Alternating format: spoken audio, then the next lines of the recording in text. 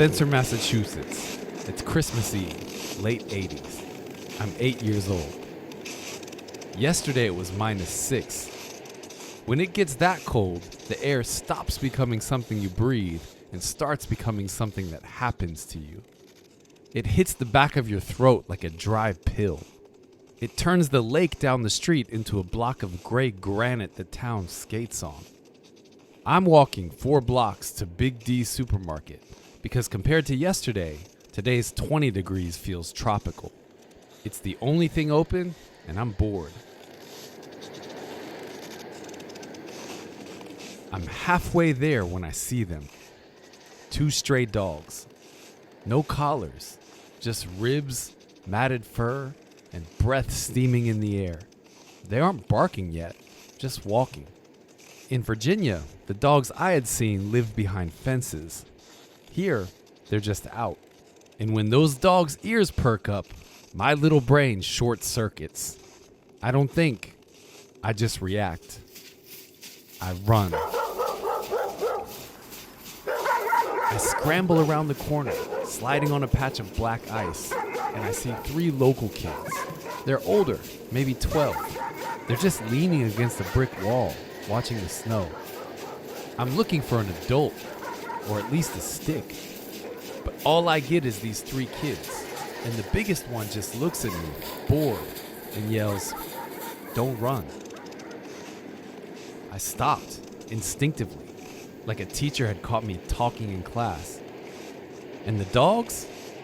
They stopped too. They paced for a second, realized the game was over, and trotted back toward the lake. That kid didn't give me a tip. He handed me a correction. He was telling me that in this place, if you act like prey, you get treated like prey. If you act like you own the sidewalk is yours. This is EveryCity Whispers, a show about the quiet messages cities and places send us and how they shape who we become. I'm Steven, and today's episode is about Boston, although I'm really talking about Massachusetts. This entire series so far has been about the cities I chose to live in: Tokyo, New York, Sao Paulo, and the rest. But I promised that before we wrapped season 1, I'd go back to the roots. I've never lived in Massachusetts, but I inherited it. It's where my mom is from. It's one of the places that shape my family's baseline, where the surface rule and the real rule are rarely the same thing. Today's episode isn't a travelogue, it's an autopsy. We're talking about the difference between performing the game and playing it for real. Because whether you're 8 years old or 48, the rules that matter are rarely the ones printed on the sign.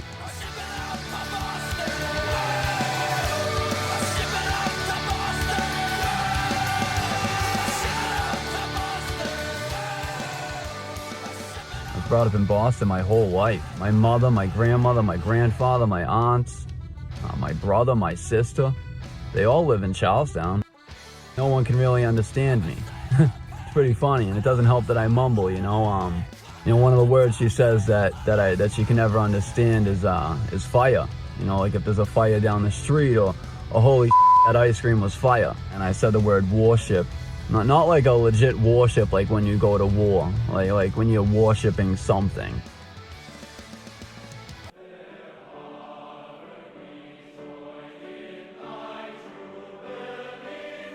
I was born in Medford. I was raised in Billerica.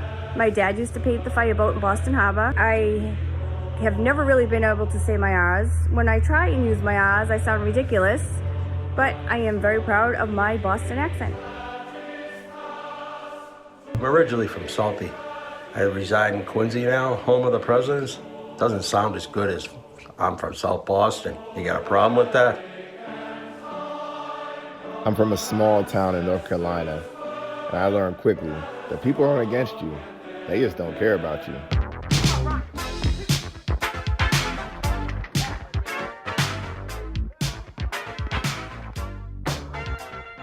Growing up in Virginia, everything felt mixed together.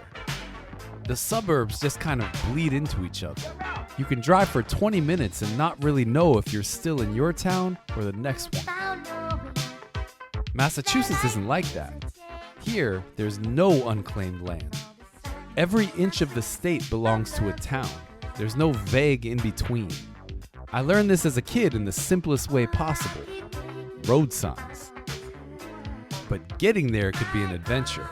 The drive up from Virginia always had one big problem to solve: how we get from one side of New York City to the other without losing our minds. My parents still tell the story of when I was 2 and my suitcase wouldn't fit in the trunk. They strapped it to the roof rack. Somewhere on the Pulaski Skyway, over the Hackensack River, the wind caught it. My baby clothes went sleeping with the fishes, Gambino style, under the bridge. When we finally made it up the coast, I'd spend the last 45 minutes of the trip with my face pressed against the glass. It was already dark out, and I was looking for the markers reflecting off the high beams. Small, white, rectangular signs on the side of the road. They didn't say welcome or anything like that. They said only, now entering Sturbridge, or now entering Brookfield. I'd feel this physical jolt of adrenaline every time we'd hit a new one. I'd climb over my mom's shoulder from the back seat, practically vibrating, because those signs were the final countdown.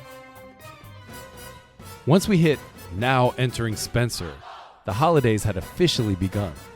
Grandma and Grandpa were waiting. It's funny what you latch onto as a kid, but those signs taught me my first Massachusetts lesson. This place doesn't really do undefined. In Virginia, if you don't know the rule, someone will usually explain it to you with a smile, like the rule is flexible and you're the one who matters. Up here, the rule is the rule, and you find out you didn't know it because someone corrects you. Not warmly, just accurately. That's the part people miss when they talk about Boston like it's just smart or historic. The edge isn't an attitude, it's infrastructure. It's in the borders. It's in the winters. It's in the way the place assumes you should know where you stand. And if you don't, there's no warm onboarding. You learn the rule by breaking it once.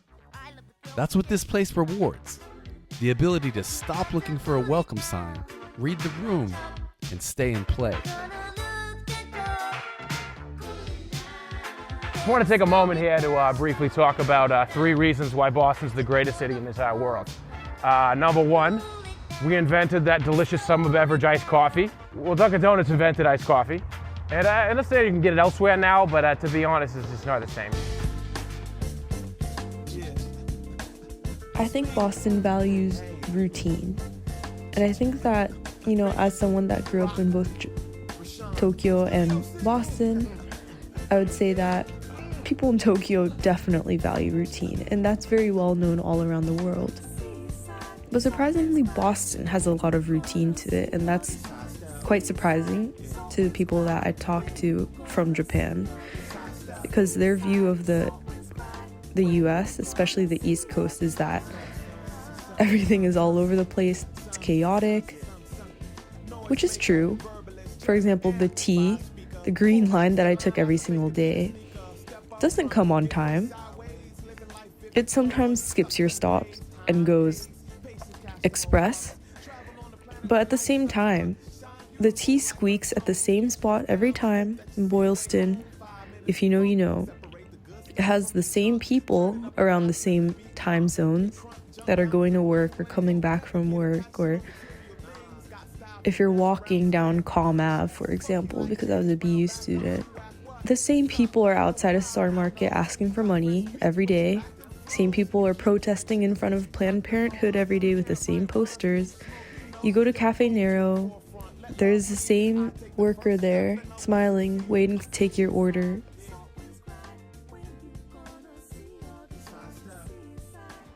I moved here away from my parents and friends and came here completely alone. I learned to drive here and gained my first official job here. I did taxes for the first time here. I got health insurance for just myself because I was no longer able to under my parents. I mean, Boston taught me to grow up, and I could never be so much more grateful. Grew up around the corner from the start of the Boston Marathon on the shores of Ashland State Park. I have been tortured for years by my family and friends over my Boston accent, and I wouldn't change a thing. The way I say Boston or lobster or butter or steamers or car is just who I am, and I'm proud of it.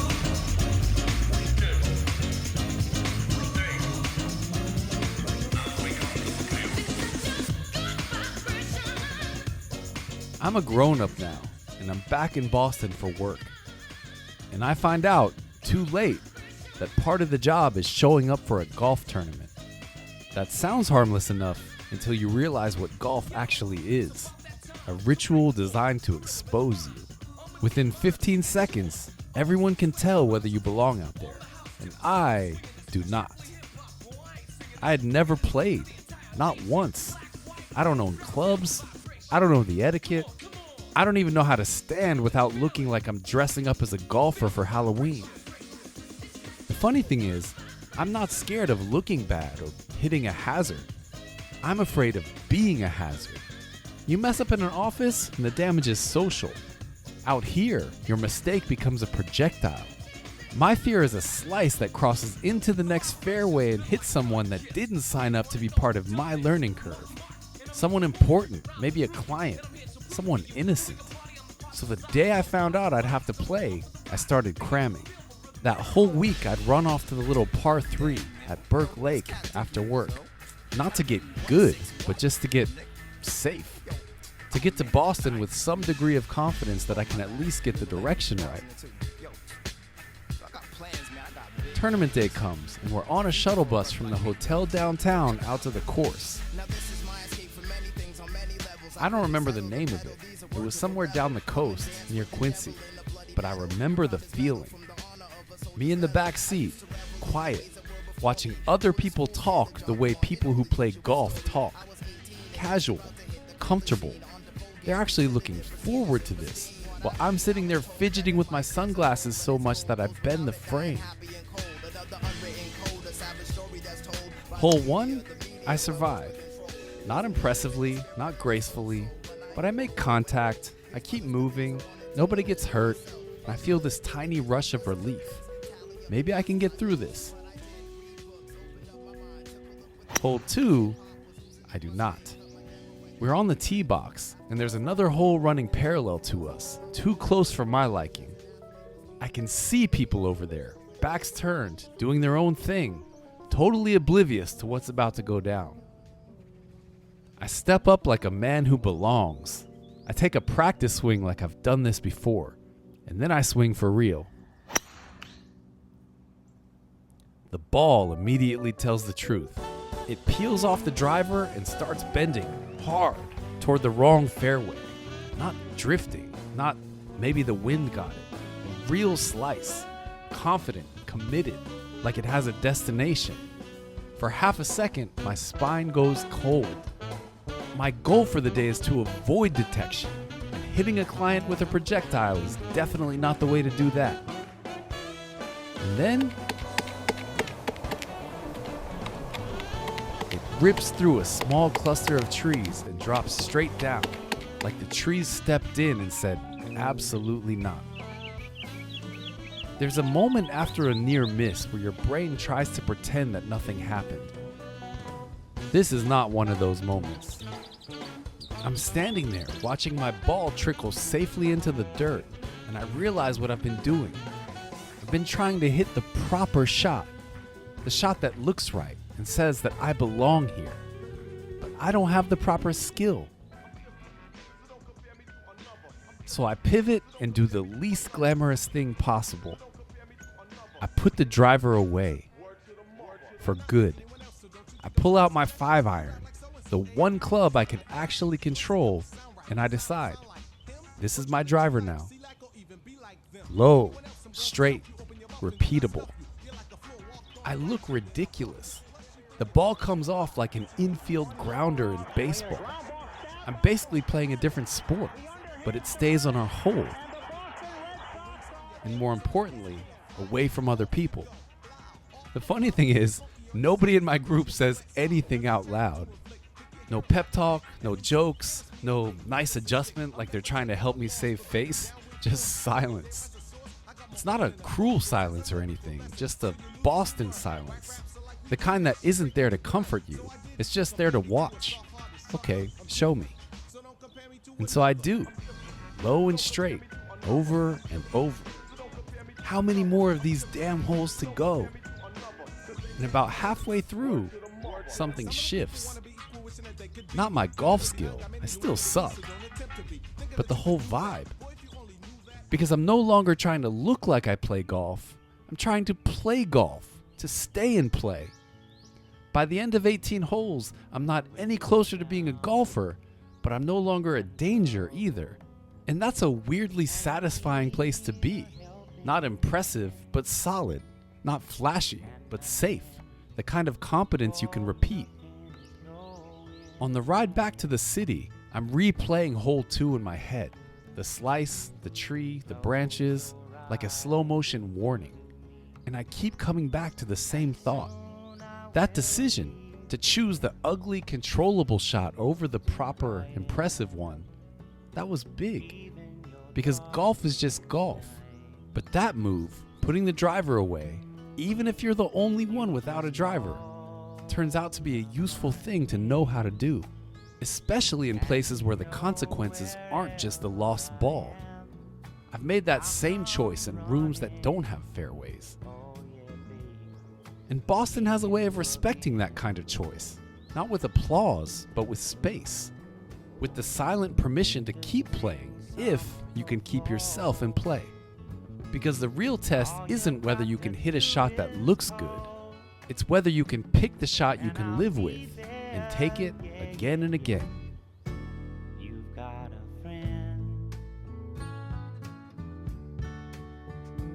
Number 2, history. Beautiful architecture, incredible history of the founding fathers, beautiful stories, all that sort of thing. We love it. The locals are inherently competitive and fiercely loyal once you gain our trust. The mob set the loyalty bar high in the 70s. We grew up with the expectation that we were going to one of the 40-plus colleges. Most were commuter schools and cheap. Then BU found gold in the international student market, and all the universities followed that model, and college was no longer guaranteed for us. Internal competition turned into an invasion of rich kids almost overnight, but we remained rabidly competitive and loyal. It's in our genes and our driving. Our sports fans will kill. It's tough to make friends, but if you do, we're friends for life.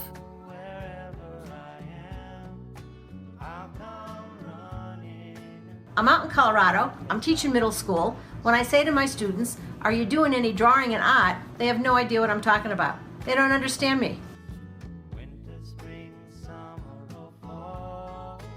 Over my shoulder, there's a picture of a classic painting from St. Patrick's Day in Southie. It always reminds me of the good old days, especially when I worked at Dorgan's Packy. People would be coming in asking, well, they didn't know what they wanted, so I suggest, you can't go wrong with a Sam's Lager. That's Boston for beer. 1 time for them praying on my downfall. 2 times for the homies in the chow hall. 3 times. I must have been on winter break from college for one of our Massachusetts trips. I borrow my dad's car and head down the Mass Pike into Boston to shop. There was a practical reason. Massachusetts doesn't charge sales tax on clothing, and there are a few shoe stores I like in the city. But really, I just wanted a day in Boston. The energy. It had snowed a few days earlier, and with the cold, the piles weren't going anywhere. Back Bay is lined with these dirty barricades, half ice, half road grit, stacked along the curb. This is ridiculous. Pocket is terrible around here. Look at all these empty spaces. I can't get into any of them. I'm circling block after block looking for a spot, and after about 15 minutes, I see it. A perfectly cleared chunk of asphalt, with a folding chair sitting dead center. What the hell? I pull over and stare at it like it's a sign, because it kind of is. In any normal place, your brain says, that's not a thing. You can't reserve a public parking spot with patio furniture. But then you look at the curb, you look at the snowbanks, you look at what it would have taken to clear that rectangle of street, and you realize someone earned this. So now I'm sitting in my dad's car having a moral debate with a folding chair. I could be technically correct. I could hop out, move it, slide in, and be down the block before anyone notices. I mean, I only have a few hours in Boston. I need every minute. Or I could be wise and accept the obvious truth. In this city, after a storm, the work is the rule. So what do I decide on? The dumbest possible compromise. I get out, I move the chair, I park. I step onto the sidewalk, take maybe 5 steps, then stop. Because my body suddenly realizes something my brain is pretending not to know. This isn't my car. And I can already imagine the phone call. Hey Dad, fun Christmas Eve question. How mad would you be if your tires got slashed because I moved a chair? So I turn around, get back in, pull out, and put the chair gently back where I found it. Not out of virtue, out of instinct. I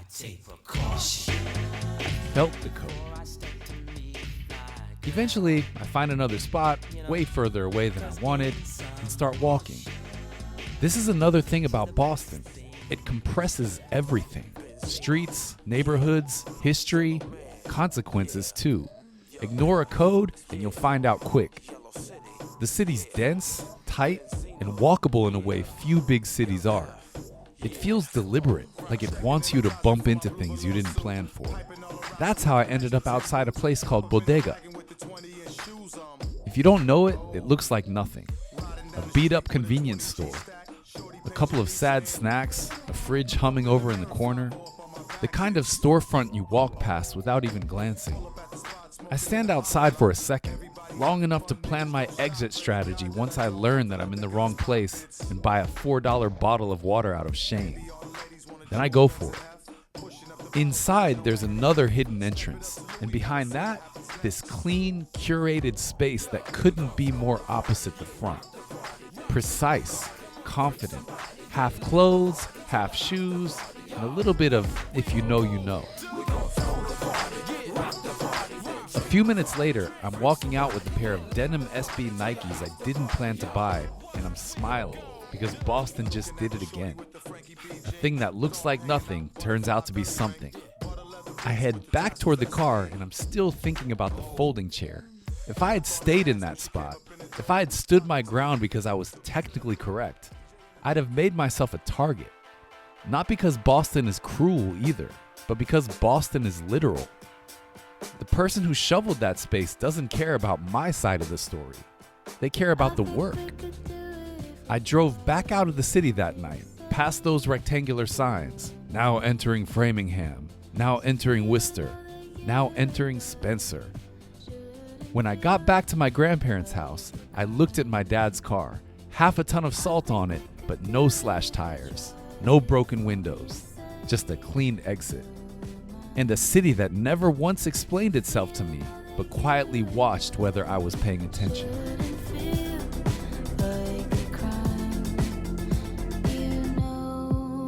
And so that's kind of something that I haven't experienced in other cities. I think that when I lived in London, for example, there were a bunch of different workers, restaurants, and at the cafes. The people that you see on the tube are quite different every day. Same as Tokyo, but I think there's a lot of familiarity in Boston that you can't really find anywhere else, especially in another big city.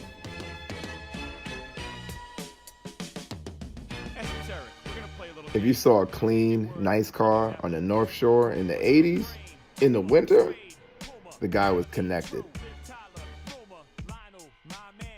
The right side of the escalator is for standing. The left side is for walking up.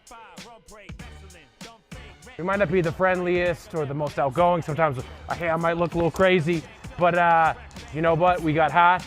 We got that heart and soul, and we got honesty.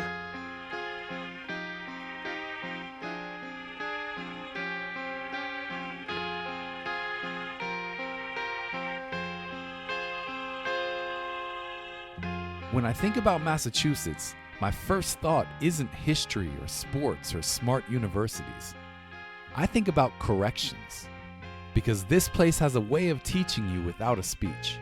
It doesn't explain itself, it just shows you what happens. In Spencer, I learned that in 10 seconds. 2 dogs, panic. I ran because running felt like the only move I had. And the second I ran, the whole street changed. The dogs lit up. The chase became real. Then this kid, barely older than me, leaning against a brick wall like he'd seen 100 winters, sorted me out. Don't run. Not advice, not comfort, just information. And it worked. The moment I stopped, the whole thing stopped, like I'd accidentally hit a switch and he just reached over and turned it back off. I learned that lesson early here. Intent doesn't matter. Consequences do.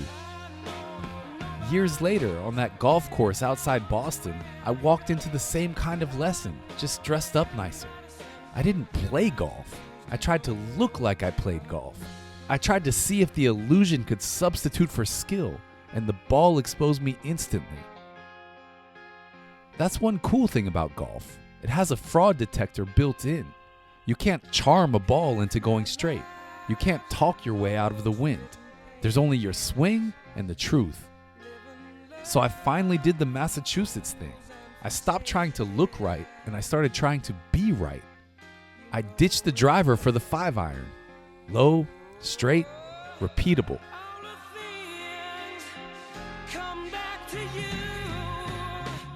And then Boston made the same point again with a folding chair.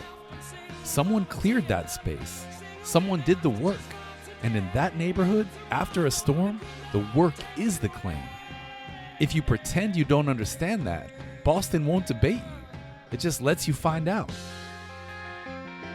Instinctively, I learned to stop arguing with what the sign says and ask what actually matters here. And that's bigger than Boston. Every part of life has a surface version and a real version. Relationships, families, jobs, situations where the pressure to play the part doesn't match the quiet sense of what's right. The danger isn't always the dogs. It's the story you invent when you're moving so fast that you don't have to notice what's true. Boston has a way of refusing that fantasy, of dragging you out of your head and into the moment. It forces you to stop narrating and start noticing. And that's what expertise really is. Not knowing every rule, but knowing which rule matters and when the street has its own law. Beginners follow the posted signs and miss the code. Competent people learn what's enforced. And experts, real ones, know when to break the surface rule without breaking what it's protecting. Golf is a game, but it's also a rehearsal for places where things actually get decided. In a lot of settings, you can perform for years. You can hide behind big words and decks with charts that always go up and to the right. You can sound like an expert without ever having to prove it. But every now and then, you end up in a room where jargon doesn't work. A real problem hits the table, and it doesn't care about your title or your story. That's your tee box. And in those moments, the proper move may be the driver. It signals you're a player, but comes with the risk of shifting the cost to someone else, just so you don't have to look silly. I've been in those rooms where being aligned was basically a slice. Nice sound, clean at contact, never mind the fact that it's going to land in someone else's fairway. So I've learned to get comfortable with the 5-iron move, the truth I can repeat, the shot I can take again. That's Boston to me. No comfort, just correction. And exactly as much space as you've earned. You learn to stop arguing with the surface and read what's running the room.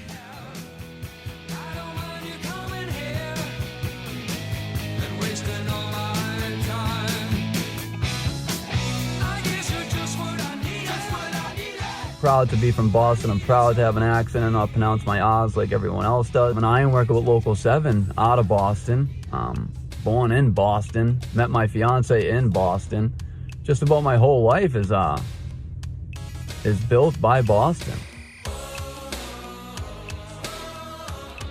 And so that's what I really like about Boston.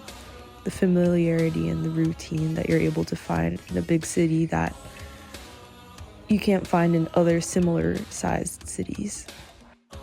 Someday, this Bostonian may suffer through a northeaster and say that I'm looking for some warmer weather.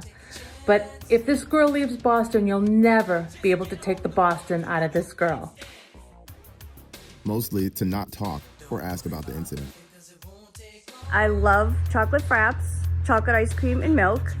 I put Jimmy's on my ice cream. I have never parked my car in the Harvard Yard. I frequent the Packy. Mind your business and step up when people need help. Afternoon, everybody.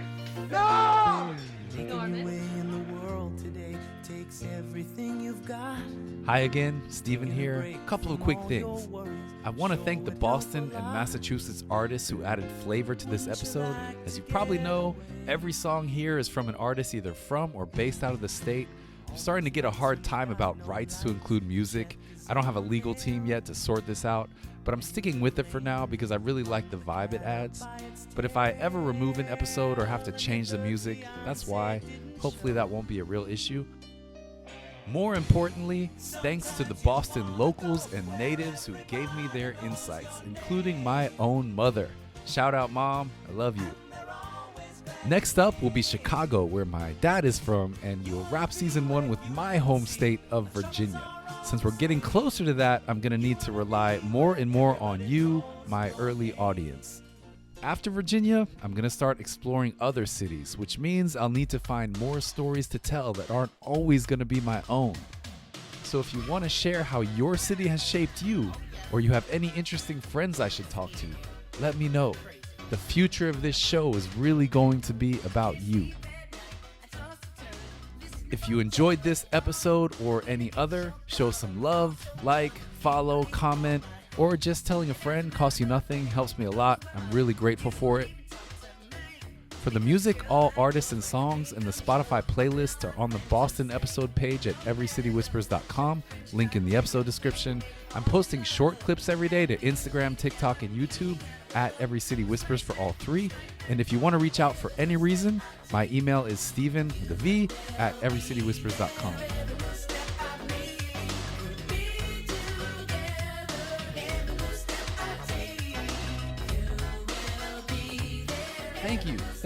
Thank you for listening to the Boston episode of Every City Whispers. Next up is Chi-Town, and until then, remember, you don't have to move cities to move yourself forward. Cities don't shout, they whisper. If you stay curious and listen closely, you'll hear them.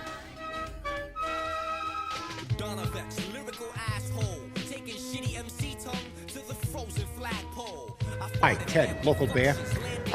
You're talking about a guy who came alive out of nowhere, right? Yes. Yeah, me. I'm sorry? I'm just saying he's not the only one. I don't think that's the same thing. Well, you said never before or since, but, you know, this guy. The birth of Christ was a heavenly miracle. Well, I mean, what do you call this? I mean, I don't see any pound puppies or Monchhichis walking around. Christ's birth was clearly ordained by God, marked by the Star of Bethlehem, a miraculous beacon from the heavens. There was a star There was a star, right? Yeah, no, it was a shooting star. I had a star. Yeah. Of course I know what a frap is. I worked at Friendly's in high school, at the Dedham Plaza. Milk, syrup, ice cream. I made 1 million fraps. I made 1 million fribbles. Where would you park? What do you mean? Like if you had Smart Park, where would you park? I'd imagine you can park anywhere. Market? Sure. Beach Park? Yep. Skate Park? Of course. No frappy chit chat here. The only thing we're going to talk about tonight is salsa. Whole lot salsa to be exact. Go to a restaurant, say, honey, I want myself a salsa. She says, a salsa? And you're like, no, that's chips. I want salsa. My contention is that prior to the Revolutionary War, the economic modalities, especially in the southern colonies, could most aptly be characterized as agrarian pre-capital. All right, of course that's your Hang on a contention. second. You're a first-year grad student. You just got finished reading some Marxian historian, Pete Garrison, probably. You're going to be convinced of that till next month when you get to James Lemon. Then you're going to be talking about how the economies of Virginia and Pennsylvania were entrepreneurial and capitalist way back in 1740. That's going to last until next year. You're going to be in here regurgitating Gordon Wood, talking about, the pre-revolutionary utopia and the capital-forming effects of military mobilization. One, don't do that. And two, you dropped $150 grand on a fucking education you could have got for $1.50 in late charges at the public library. It's cool. It's cool. Cool. Fucking damn right it's cool. How you like me now? My boy's wicked smart. So a lot of people from Boston claim to know Marky Mark, but I actually do know Marky Mark. Yeah, he and I used to play a little baseball together back in the day. So I went up to him and I was like, "Hey, Mark," I'm like, "You remember me?" And he's like, "Yeah." He's like, how do I know you?